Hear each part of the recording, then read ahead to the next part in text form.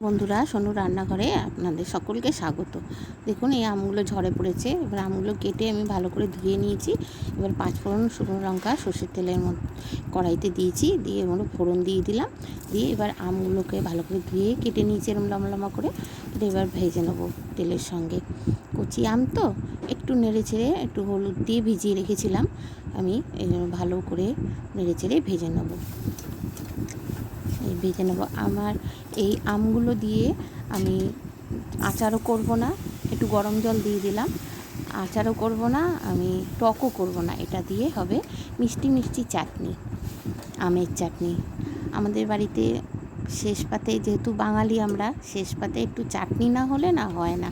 বাঙালির শেষ পাতে খাবার শেষে একটু চাটনি হবে, দারুণ লাগে। সিজনে সিজনে আমরা চাটনি আচার খুব খাই। এবার একটু ঢেকে দিলাম, ফুটে ওঠার পর দেখুন সিদ্ধ হয়েছে। একটু স্লাইট নুন দিয়ে দিলাম। হ্যাঁ, সিদ্ধ হয়ে গেছে। আর ওগুলোকে একদম নরম করে ঘেঁটে দেবো সব আমগুলোকে। দেখুন এরমভাবে খুন্তির সাহায্যে দিলাম।